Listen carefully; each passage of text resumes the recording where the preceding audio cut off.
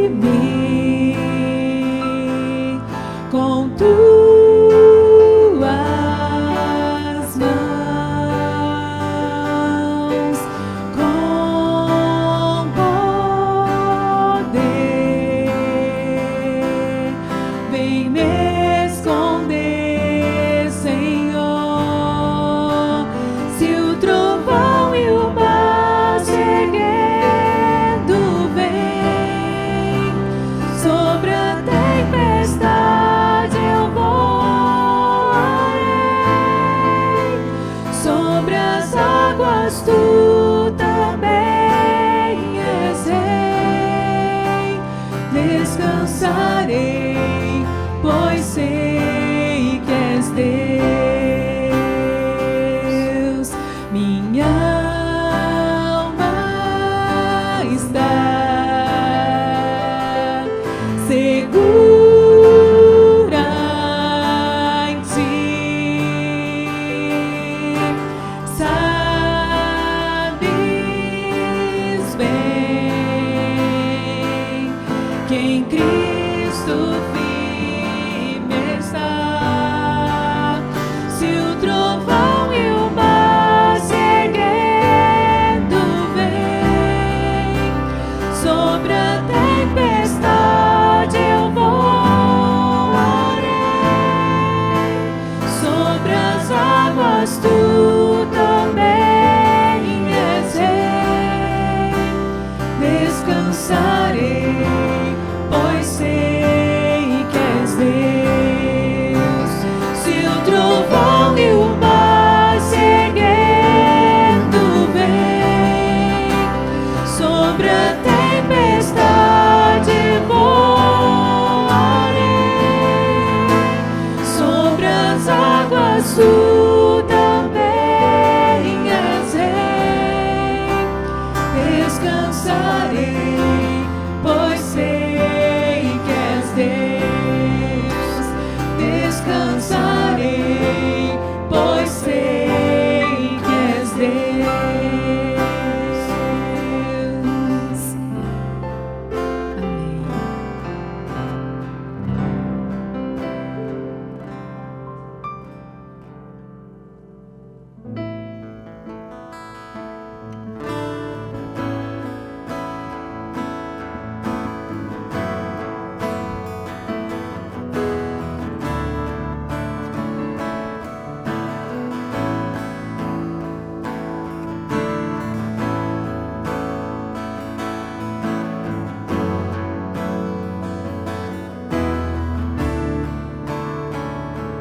Venho a ti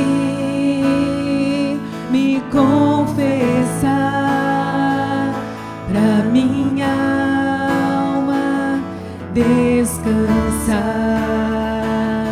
Sem tuas mãos perdido estou, guia-me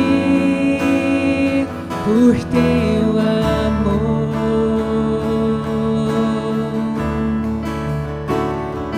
Ó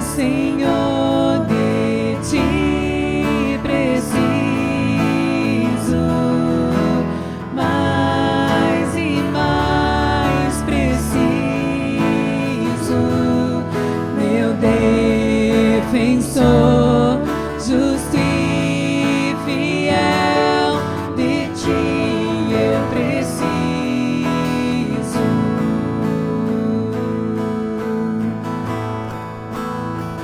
Se estou perdido, encontro a graça, e onde a graça tu estás. Se estás aqui, a liberdade, tua vida em mim é santidade.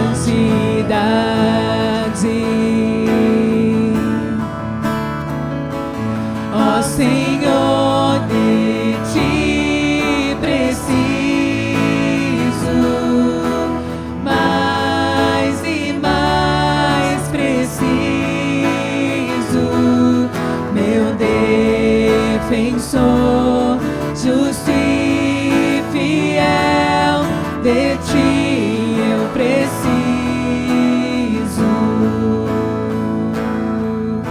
E quando a tentação surgir,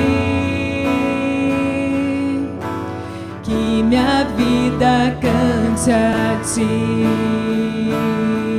Se eu não conseguir mais suportar, teu amor me guardará. Se eu não conseguir mais suportar, teu amor me guardará.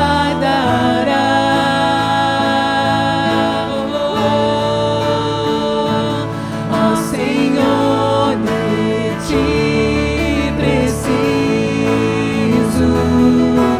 mais e mais preciso, meu defensor, justo e fiel, de ti eu preciso. Ó Senhor, de ti preciso, mais e mais preciso, meu defensor, justo e fiel, de ti eu preciso, meu defensor, justo e fiel, de ti eu preciso, meu defensor, justo e fiel, de ti eu preciso.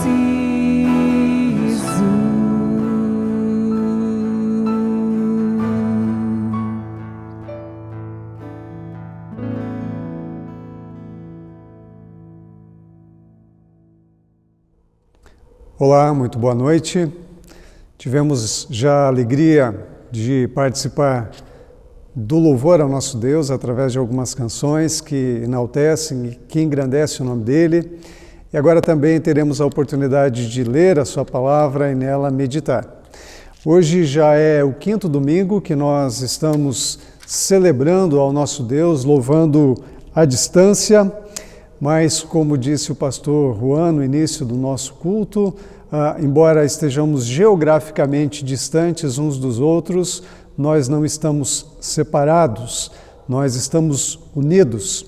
Unidos primeiramente pela presença do Espírito do Senhor, aquele que habita em todos quantos nele creem. Unidos também nessa intenção, nesse propósito, que é louvar, adorar a Deus por ser Ele, quem Ele é, e aquilo também que Ele tem feito na vida de cada um de nós. E unidos também na mesma missão, a missão que é dele, nós somos participantes.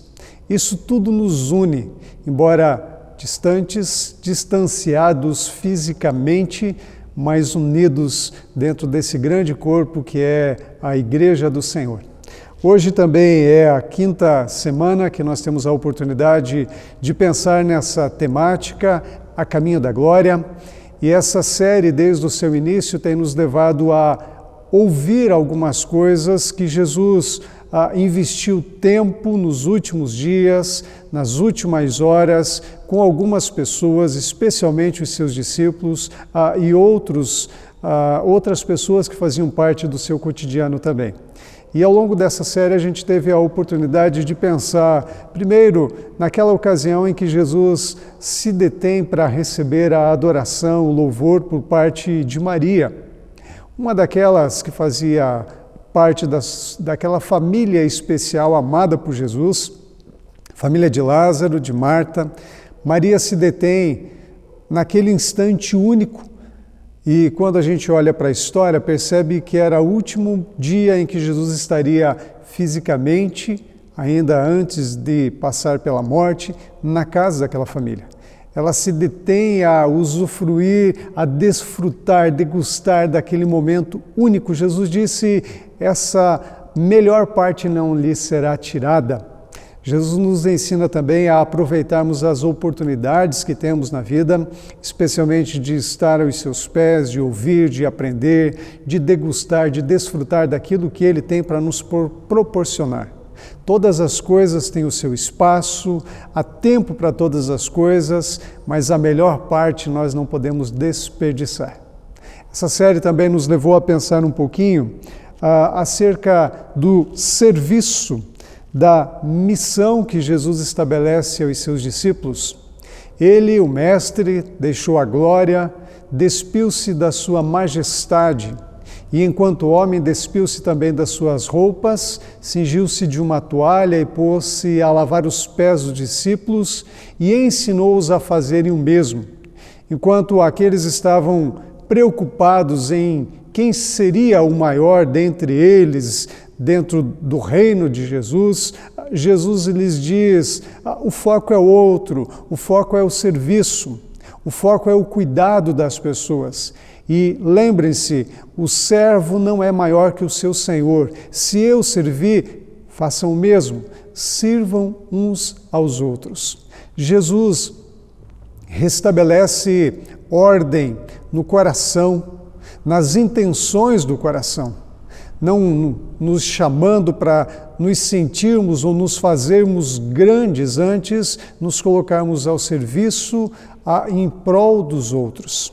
Essa série também nos levou a pensar um pouquinho no conforto que Jesus traz aos seus discípulos.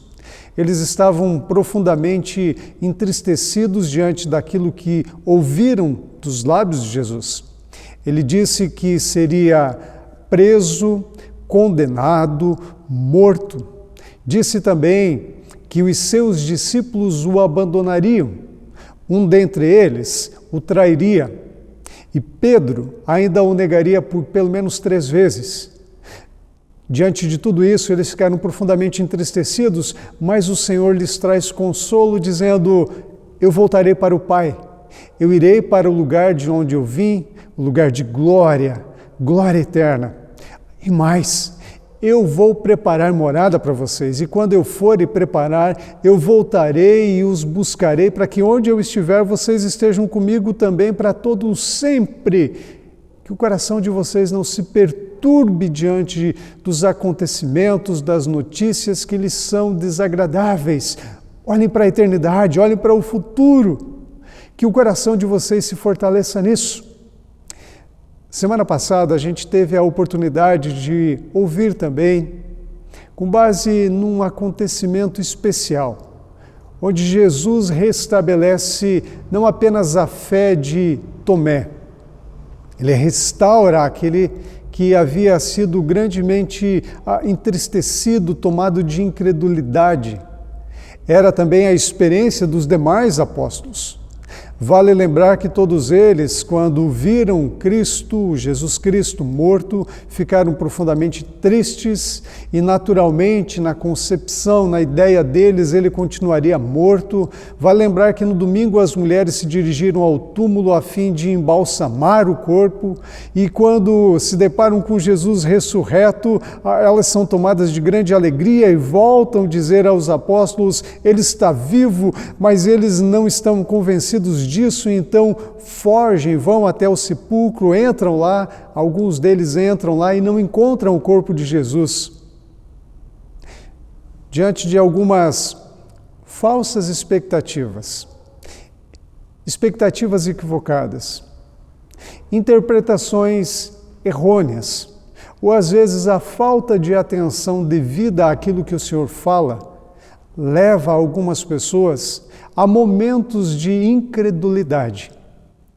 Jesus se apresenta vivo, restabelece valores, ordem, ajuda Tomé a recordar à luz das Escrituras e mostra que de fato ele está vivo dentre eles. Hoje eu quero, concluindo essa série, encerrando, fazer a leitura de um texto profundo. Nós vamos nos deter em partes dele. O teor, o conteúdo dele é muito maior do que o tempo que temos. Mas o texto de hoje nos ajuda a pensar num outro ato de Jesus, na restauração da vocação. Se semana passada podemos dizer que Jesus restaurou a fé de Tomé e dos discípulos, daqueles apóstolos, podemos dizer que no texto de hoje somos levados a pensar nesse ato de restauração da vocação, da missão, e não apenas de Pedro, mas daqueles mesmos discípulos que encontravam-se tristes, abatidos e desanimados. Eu quero ler o Evangelho de João, capítulo de número 21. Acompanhe esse texto na sua Bíblia, que nos diz assim: Depois disso, Jesus apareceu novamente aos seus discípulos à margem do mar de Tiberíades. Foi assim: estavam juntos Simão Pedro, Tomé, chamado Dídimo, Natanael, de Caná da Galileia, os filhos de Zebedeu e 2 outros discípulos. Vou pescar, disse-lhes Simão Pedro. E eles disseram: Nós vamos com você. Eles foram e entraram no barco, mas naquela noite não pegaram nada. Ao amanhecer, Jesus estava na praia, mas os discípulos não o reconheceram. Ele lhes perguntou: Filhos, vocês têm algo para comer? Eles responderam que não. Ele disse: Lancem a rede ao lado direito do barco e vocês encontrarão. Eles a lançaram e não conseguiram recolher a rede, tal era a quantidade de peixes. O discípulo a quem Jesus amava disse a Pedro: É o Senhor. Simão Pedro, ouvindo dizer isso, vestiu a capa, pois a havia tirado, e lançou-se ao mar. Os outros discípulos vieram no barco, arrastando a rede cheia de peixes, pois estavam apenas a cerca de 90 metros da praia. Quando desembarcaram, viram ali uma fogueira, peixes sobre brasas e um pouco de pão. Disse-lhes Jesus: Tragam alguns dos peixes que acabaram de pescar. Simão Pedro entrou no barco e arrastou a rede para a praia. Ela estava cheia, tinha 153 grandes peixes. Embora houvesse tantos peixes, a rede não se rompeu. Jesus lhes disse: Venham comer. Nenhum dos discípulos tinha coragem de perguntar: Quem és tu? Sabiam que era o Senhor. Jesus aproximou-se, tomou o pão e o deu a eles, fazendo o mesmo com o peixe. Esta foi a 3ª vez que Jesus apareceu aos seus discípulos, depois que ressuscitou dos mortos.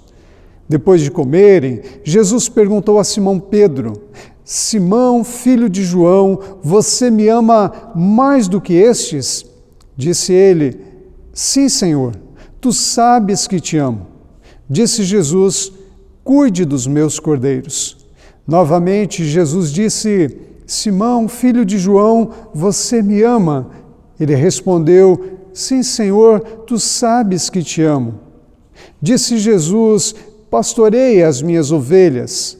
Pela 3ª vez, ele lhe disse: Simão, filho de João, você me ama? Pedro ficou magoado por Jesus lhe ter perguntado pela terceira vez: você me ama? E lhe disse: Senhor, tu sabes todas as coisas e sabes que te amo. Disse-lhe Jesus: cuide das minhas ovelhas. Digo-lhe a verdade, quando você era mais jovem, vestia-se, ia para onde queria, mas quando for velho, estenderá as mãos a outra pessoa, e outra pessoa o vestirá, e o levará para onde você não deseja ir. Jesus disse isso para indicar o tipo de morte com a qual Pedro iria glorificar a Deus. E então lhe disse: siga-me. Pedro voltou-se e viu que o discípulo a quem Jesus amava os seguia. Este era o que estivera ao lado de Jesus durante a ceia e perguntara: Senhor, quem te irá trair? Quando Pedro o viu, perguntou: Senhor, e quanto a ele? Respondeu Jesus: se eu quiser que ele permaneça vivo até que eu volte, o que lhe importa? Quanto a você, siga-me. Foi por isso que se espalhou entre os irmãos o rumor de que aquele discípulo não iria morrer. Mas Jesus não disse que ele não iria morrer, apenas disse: se eu quiser que ele permaneça vivo até que eu volte, o que lhe importa? Este é o discípulo que dá testemunho destas coisas e que as registrou. Sabemos que o seu testemunho é verdadeiro. Jesus fez também muitas outras coisas. Se cada uma delas fosse escrita, penso que nem mesmo no mundo inteiro haveria espaço suficiente para os livros que seriam escritos. Esse texto tem um personagem central, certamente, que é a pessoa de Jesus, mas a pessoa de Pedro vai se destacar. Certamente que o fato de Jesus estar vivo é o centro de tudo o que está sendo narrado aqui. O capítulo 21 começa fazendo essa ligação com o que acabara de ser dito antes. E esse é um ponto importante a nível de introdução a essa mensagem, porque esse Jesus que já havia aparecido 2 outras vezes, aparece agora uma terceira vez. Ele está vivo. O seu corpo fora ressurreto. Ele está ali fisicamente presente. Sim, não é a ideia de Jesus que está viva, não é a mensagem de Jesus que está viva, não é a causa de Jesus que está viva, não é a fé num Cristo que está viva dentro do coração dos discípulos, é o próprio Cristo que está vivo. Isso é fundamental para a nossa compreensão tanto da passagem quanto para a nossa fé cristã. Porque o que difere a fé cristã de outros credos, de outras confissões, é o fato de que Cristo não apenas se identificou como o Deus Criador, o Filho eterno do Pai, mas ele também se identificou como o Redentor. Ele se identificou como aquele que viera para morrer pelos seus e que agora venceu a morte e, portanto, ele tem capacidade, poder e interesse de dar vida também aos que nele creem. Essa terceira vez em que Jesus está ali, ele dá evidências de que ele está vivo, porque ele vai sentar-se com eles, comer novamente com eles. Agora eu quero apresentar também uma segunda consideração importante, porque Jesus não desiste dos seus. Apesar desses discípulos terem visto Jesus, terem ouvido Jesus anteriormente, quando veio estar entre eles, soprou sobre eles o seu Espírito e disse: vão fazer a missão, assim como o Pai me enviou, eu vos envio a vós outros. Todavia eles foram pescar. esse Jesus não desiste da gente, apesar de muitas vezes nós desanimarmos no caminho. E Ele vem em nossa direção. Aliás, na Bíblia nós encontramos exatamente essa referência inúmeras vezes. Ela vai mais longe, o próprio Deus diz assim que ninguém o busca, não há um só homem, um só ser que o busca. Mas antes, esse Deus é quem busca. E mais uma vez Jesus vem num ato de graça, de bondade, de misericórdia, ter com eles. Isso me ajuda, inclusive, na caminhada, porque em algumas ocasiões, tanto eu quanto você podemos nos desanimar. Às vezes nós podemos pensar em voltar atrás, voltar à velha vida, voltar ao momento onde Jesus apareceu pela primeira vez, mas Ele vem e estabelece ali um ponto de contato, nos reanimando para prosseguir a nossa caminhada, prosseguir a nossa vida com Ele.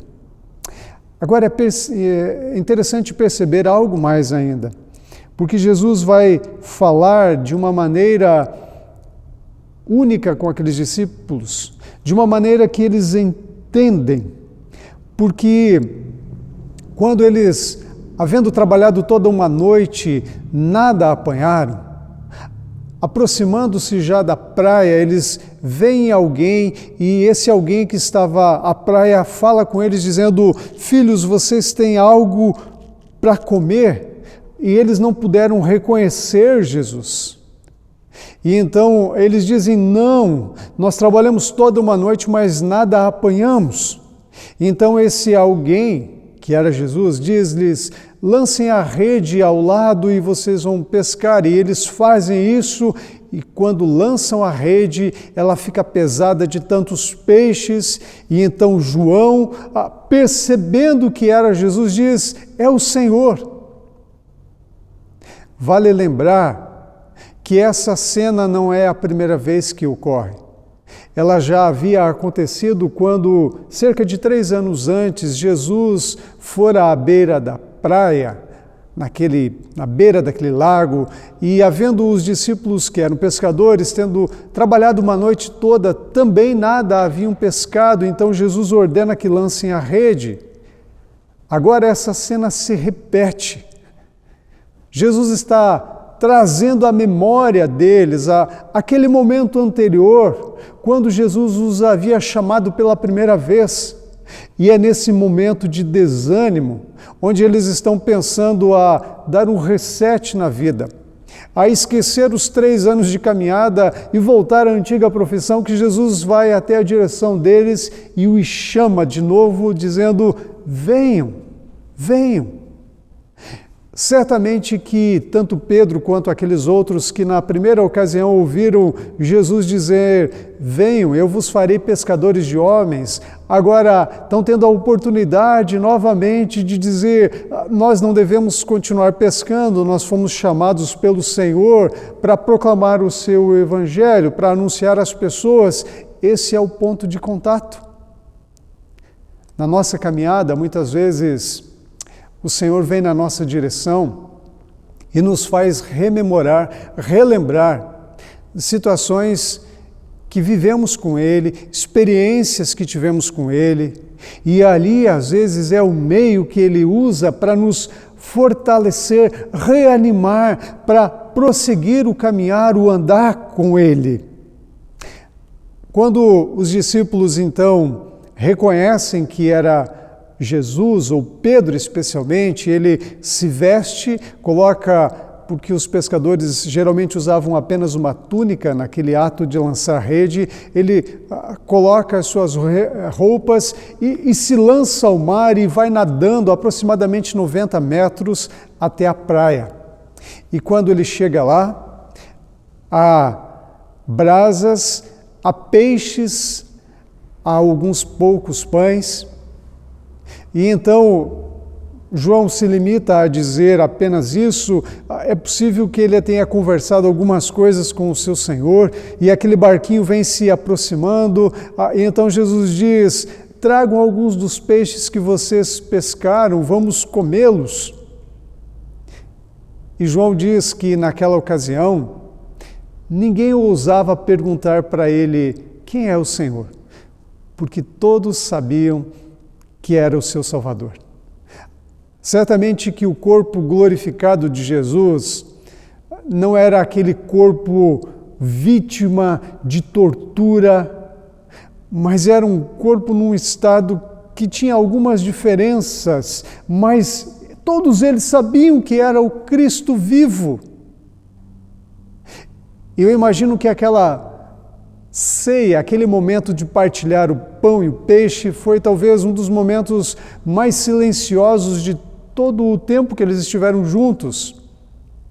Eu ouso pensar o que é que passava no coração, na mente de cada um deles, porque outrora haviam sido chamados, outrora andaram por 3 anos com ele, viram e ouviram todos os dias inúmeros ensinos, milagres, e agora eles estavam desanimados, pensando em voltar à velha profissão, e Jesus vem na sua direção.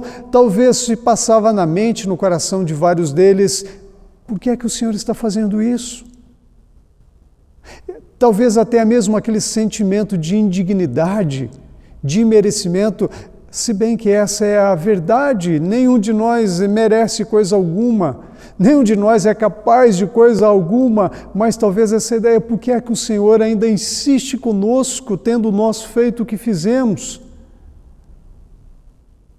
E depois desse partir do pão, Jesus vai ter com Pedro e vai ter uma conversa particular com ele.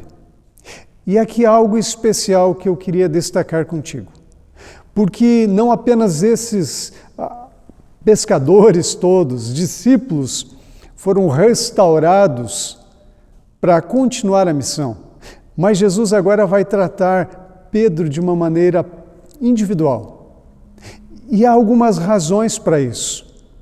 Vale lembrar que quando Jesus ressuscitou e apareceu primeiramente às mulheres, ele ordenou que elas deveriam voltar e falar aos apóstolos que ele estava vivo, e Jesus lembra elas dizendo assim: digam também a Pedro, digam aos apóstolos e a Pedro que eu os espero na praia. E agora Jesus vai conversar com Pedro. Eu não sei o que passou no coração, na mente desse homem, mas se você já viveu alguma situação em que teve conflito com alguma pessoa, que talvez tenha gerado dor, tristeza, talvez seja uma das situações mais delicadas e até constrangedoras, estar com essa pessoa, ter que conversar com essa pessoa, lidar com aquele momento, com aquilo que gerou o conflito. Bem provavelmente Pedro está um pouco constrangido diante do seu Salvador. E talvez o seu maior temor seja que Jesus fale acerca da sua negação.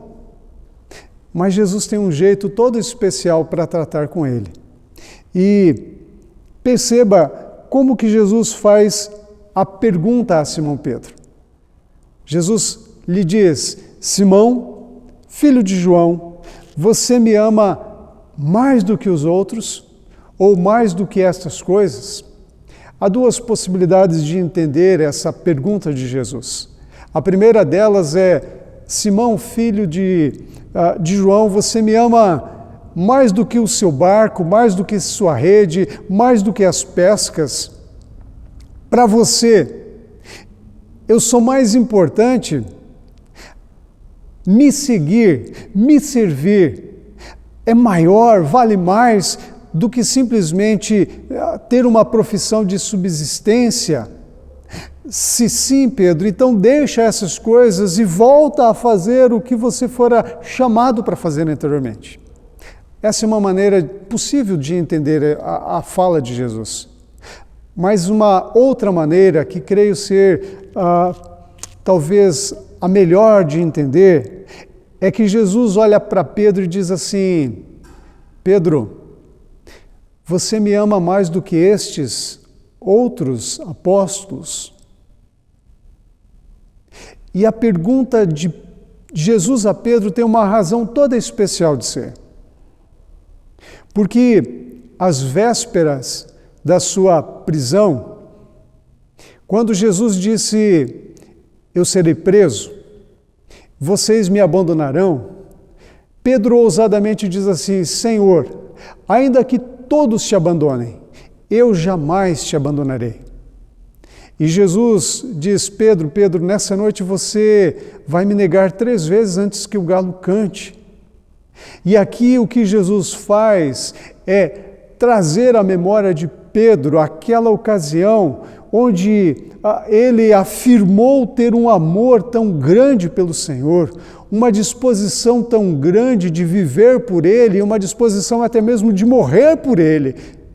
E agora a pergunta de Jesus é, Pedro, você me ama tanto assim? Você me ama mais do que os outros me amam? E aí Pedro vai responder, Senhor, tu sabes que eu te amo. Mas aqui há um jogo de palavras bem interessante de perceber. Na língua grega diferente do nosso português, há maneiras diferentes de expressar amor. Há uma expressão que é ágape e que fala de um amor perfeito. Essa expressão comumente ela é usada para falar do amor que Deus tem pelos seus. É aquele amor altruísta, é o amor que tem disposição de fazer tudo em benefício do outro. É o amor doador, é o amor de Cristo por nós. É um amor tão intenso que foi capaz de movê-lo a descer do céu até aqui, a dar-se numa cruz. Essa é a palavra que Jesus usa aqui, dizendo, Pedro, você me ama com esse amor perfeito. Pedro vai responder para Jesus, eu te amo, Senhor. Mas a palavra que ele usa é uma outra palavra. É a palavra comumente usada para falar do amor que nós temos pelas pessoas ou por coisas. E talvez no nosso português a gente usa a mesma palavra, a mesma expressão para dizer que ama alguém ou que ama alguma coisa. Às vezes nós dizemos para o nosso cônjuge ou para os nossos filhos ou para os nossos pais, eu te amo, e alguns instantes depois a gente senta à mesa para fazer uma refeição e a gente pode dizer, eu amo macarronada, eu amo feijão, eu amo arroz. A gente usa a mesma expressão, mas é um amor não tão profundo. É um amor bastante raso, é um amor muitas vezes que expressa sentimento, sentimentalismo e até mesmo interesse por alguém ou por alguma coisa, mas não é um amor tão profundo, tão intenso, que nos leva a nos doarmos. Quando Jesus pergunta a Pedro, você me ama com esse amor perfeito, com esse amor ágape, ele diz, Senhor, tu sabes que eu te amo, amor filéu, amor não tão profundo. E a resposta de Pedro é uma resposta sincera, porque na vez anterior em que ele tivera a oportunidade de demonstrar esse amor profundo, intenso, ele o negou 3 vezes. E agora Pedro olha para si mesmo e ele diz, eu não posso dizer que eu te amo com o amor que eu pensava ter pelo Senhor. Então Jesus lhe pergunta uma segunda vez, Pedro, você me ama com amor perfeito, com amor ágape? E Pedro mais uma vez diz, Senhor, eu te amo com amor imperfeito. Amor filéu não é o amor que eu queria ter. Então Jesus pergunta uma terceira vez, dizendo, Pedro, e agora Jesus usa a expressão que Pedro usou, você me ama com esse amor imperfeito? E Pedro diz, entristecido, sim, Senhor, tu sabes todas as coisas, tu sabes que eu te amo com esse amor imperfeito. Vale perceber aqui que Jesus está dando a Pedro a oportunidade de afirmar o seu amor por 3 vezes. Da mesma maneira como anteriormente, por 3 vezes ele negou esse amor. Mas aqui, Jesus mostra algumas coisas importantes também. Ele está dizendo, Pedro, considere o amor que você tem por mim. Porque Talvez você não saiba, mas eu sei o amor que você tem por mim. Você pensa ter por mim um amor muito maior do que na verdade ele é. Pedro, você não sabe o amor que você tem por mim. Eu sei. Agora, apesar de Jesus saber que o amor de Pedro por ele não é um amor perfeito, Jesus não o despreza. E eu tenho para mim que nenhum de nós tem pelo Senhor esse amor perfeito. Porque nós nem sequer precisamos ser pressionados muitas vezes para negá-lo. Pedro estava diante de uma situação em que a sua vida estava em risco. Às vezes, no dia a dia, diante de alguns momentos, nós simplesmente não confessamos, não professamos a nossa fé. Não dizemos, olha, eu não posso participar disso, eu não posso compactuar com isso, porque vai contra os princípios do meu Salvador Jesus. Às vezes nós amamos ao Senhor de uma maneira muito menor do que amamos até mesmo um programa de televisão. Às vezes nós amamos ao Senhor muito menos do que amamos a nós mesmos. Quantas vezes são as que nós optamos por ficar na comodidade do nosso lar, do que ter instantes de comunhão comunitária, de culto ao Senhor, ou até mesmo de comunhão pessoal, lá no nosso quarto com o Senhor. Se Jesus perguntasse a qualquer um de nós, você me ama? Eu não sei que resposta você daria. Mas eu não teria capacidade de dizer, Senhor, eu te amo com esse amor perfeito. Porque eu não tenho um amor perfeito por Ele. Agora é interessante perceber que Jesus não tem a expectativa de que Pedro afirme ter esse amor perfeito. E Ele também não tem a expectativa de que você afirme ter esse amor perfeito. Apesar de não termos por Ele esse amor, Ele tendo por nós, vale notar que, ao final de todas essas afirmações, Jesus fala a Pedro, apacenta as minhas ovelhas. O que é que Jesus está dizendo? Pedro, apesar das suas falhas, apesar da sua limitação, vai fazer aquilo que eu te chamei. Pedro, eu não tenho expectativa de que você seja alguém perfeito no seu amor por mim, e nem mesmo alguém perfeito no seu serviço aos outros, mas vai fazer o que eu te chamei para fazer. E essa é uma grande lição para nós, porque da mesma maneira como os outros foram chamados, restabelecidos no ministério, agora Pedro também é chamado para fazer aquilo que ele fora chamado para fazer antes. Jesus está dizendo, Pedro, vai prosseguir aquilo que eu já te vocacionei. A grande lição para mim e para a sua vida nessa passagem é olhar para esse Cristo ressurreto e que sabe tudo de nós e que sabe com perfeição o que pensamos, o que cremos, quanto o amamos e que nos chama para andar com Ele, não esperando que tenhamos perfeição a apresentar para Ele. Não esperamos que possamos fazer um serviço com perfeição. Ele espera que façamos o melhor que pudermos, mas não com perfeição, porque não somos. O texto prossegue e ele nos leva a uma afirmação extraordinária. Porque esse mesmo apóstolo que outrora disse, Senhor, eu sou capaz de morrer por ti, agora vai ouvir dos lábios de Jesus algo diferente do que ouvira antes. Anteriormente, Jesus diz, Pedro, você não tem capacidade de dar a sua vida por mim. Você me negará 3 vezes antes que o galo cante. Agora esse mesmo Senhor vai lhe dizer, Pedro, você morrerá por mim. Outrora você não teve coragem disso. Agora você vai fazer isso sim.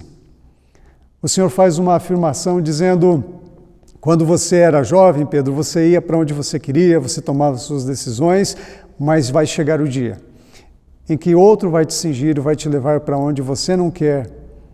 E João esclarece dizendo que essa afirmação era para mostrar o jeito que Pedro morreria.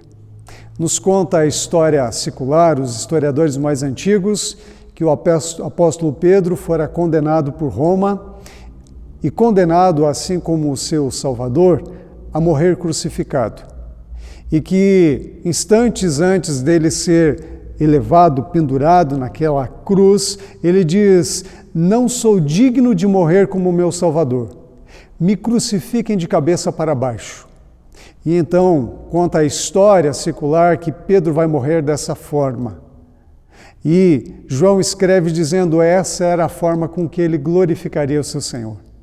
Aquele que pensara antes ser capaz por si mesmo de dar a vida por Cristo, é levado a perceber que não é por sua capacidade. Mas agora o Senhor lhe diz: Pedro, vai chegar o dia em que o teu amor por mim vai ser tão grande, que esse amor vai te capacitar a viver por mim e até mesmo a morrer por mim. Apesar dessa fala, Pedro ainda continua sendo Pedro. É aquele que, às vezes, perde um pouco o foco das coisas. Ele olha então para João, que estava ali, e diz assim: tá bom, Jesus, eu vou morrer pelo Senhor, mas e esse? Como é que vai ser? Aí Jesus diz assim: Pedro, não te importa o que é que vai ser com ele, o que importa é o que vai ser contigo.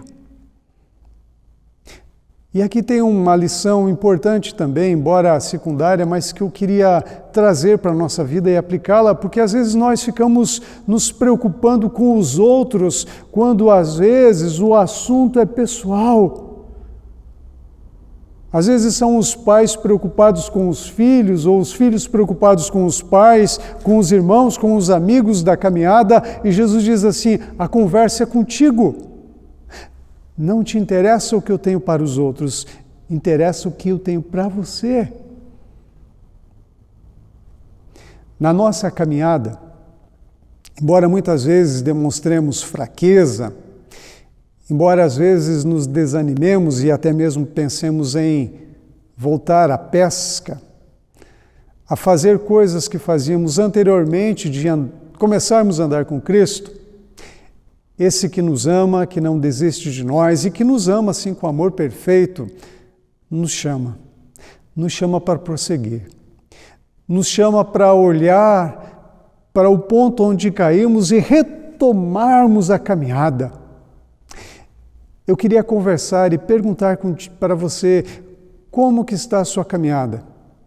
Você está andando firme com o seu Senhor, convicto de que Ele é o seu Salvador? Ainda que com amor perfeito você o ama e o serve? Ou você talvez esteja desanimado, talvez olhando para a sua vida, para os seus erros, para os seus pecados, se achando indigno, dizendo: não, eu não sirvo para isso, não, eu preciso voltar à minha pesca, à minha velha vida. Eu queria dizer para você que o ensino de Jesus é: volte a andar comigo, volte a fazer o que eu te chamei para fazer, volte a servir. A vocação não foi revogada.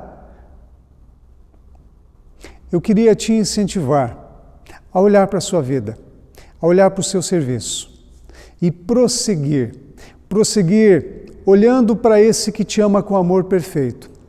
E apesar de você e eu não termos por ele um amor perfeito, seguimos servindo, amando, tanto quanto nos é possível. O que é que o Senhor tem para a sua vida? Eu não sei por detalhes. Talvez nesse momento valha rapidamente uma consideração aqui. O mesmo Jesus que disse para Pedro como ele morreria, é o Senhor que tem o controle sobre a vida de todos e que tem um plano individual, e eu não sei como eu e você morreremos. Eu gostaria pelo menos que nenhum de nós morresse por conta dessa pandemia. Mas se o Senhor resolver chamar alguns de nós dessa maneira, é o meio que Ele empregará para isso, é o plano dele. Agora, se o plano dele for outro também, ele vai empregar esse outro plano. E o bom é que nós não sabemos qual é. Porque penso, seria terrível a gente viver cada dia sabendo que morreríamos disso ou aquilo. Talvez viveríamos ansiosos, angustiados, nem dormiríamos à noite. Jesus diz assim: Pedro, segue a vida, você vai ficar velho, lá na frente você vai morrer. Enquanto isso, apacenta as minhas ovelhas. E eu queria dizer para você, não fique olhando para isso, para aquilo, segue a vida, sirva. O dia do seu encontro com o Senhor está estabelecido por Ele. A forma está estabelecida por Ele. Siga a sua vida, siga a sua caminhada. Eu quero terminar essa série que nos deu a oportunidade de pensar alguns temas que Jesus conversou com os seus apóstolos, orando contigo. E eu queria te incentivar a rever esses textos, repensar todas essas mensagens que tivemos aqui ao longo das semanas e ter a sua fé fortalecida nas palavras dele e ter a sua vida, a sua vocação restaurada, renovada, porque ele te chama para andar firme. Que Deus abençoe a sua vida e que, assim como Pedro e todos aqueles apóstolos, você prossiga servindo ao Senhor, apesar de não amá-lo com a perfeição que ele te ama. Que Deus o abençoe. Quero convidá-lo para orar nesse momento e suplicar a bênção do Senhor.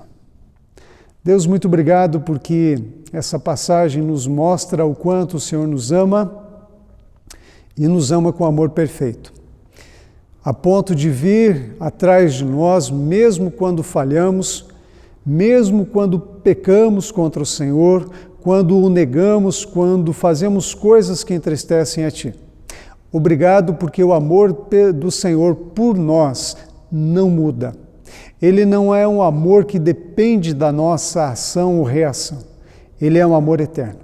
E eu quero suplicar em favor dos meus irmãos, em favor de todos nós, que talvez na caminhada erramos assim como Pedro, assim como os outros. Eu quero rogar que essa palavra venha trazer ao nosso coração restauração. Restauração para continuar andando com o Senhor, servindo ao Senhor. Ó Deus, não permita que a consciência dos nossos erros e limitações, que a imperfeição do nosso amor nos impeça de Te amar e Te servir tanto quanto podemos fazer. Abençoa-nos. Eu rogo assim em nome de Jesus. Amém. Nós chegamos finalmente, concluímos mais uma série e ao longo dessa série, principalmente na semana passada, quando nós celebramos a Páscoa, eu fiquei com o seguinte pensamento: que bom que Deus nos incluiu em Cristo nos seus planos e propósitos, assim como Ele fez com Pedro e seus discípulos. Apesar de nós, Deus vem ao nosso encontro, não preocupado com as nossas performances e desempenho, mas preocupados de fato com quem nós somos e o que se passa dentro de nós. Finalizamos essa série e eu quero convidar você a ter o máximo de atenção com a série que virá a seguir. Tradicionalmente, na nossa igreja, nós comemoramos o mês da família, que é o mês de maio. Diferentemente de todas as séries que foram feitas até aqui, essa série vai tratar de problemas muito próximos de você, que diz respeito ao coração da família, as relações que ali existem e uma série de situações que são criadas. Eu queria que você ficasse muito atento a isso. É uma série que está sendo preparada com muito carinho para alcançar você. Quem sabe você possa entender a dinâmica da sua vida familiar, das suas relações conjugal, de pais e filhos. Isso com certeza vai ajudar você a crescer e ter um entendimento muito mais profundo do que você já esteve até aqui. Eu queria encerrar então orando a Deus nesse momento. Muito obrigado, Pai. Foi uma caminhada, uma longa jornada de um pouco mais de um mês, onde nós crescemos na compreensão de quem é a pessoa de Jesus, mas quem somos nós também. Ao mesmo tempo em que nós enxergamos as nossas limitações, enxergamos graça extraordinária da Tua parte na nossa direção. Ao mesmo tempo em que enxergamos realidades de pecado, nos deparamos com o Senhor vindo ao nosso encontro com misericórdia. E nós adoramos o Teu nome, exaltamos o Teu nome exatamente pela Tua paciência, longanimidade, amor, graça e misericórdia demonstrado conosco. Nós oramos assim em nome do Pai, do Filho e do Espírito Santo. Amém e amém.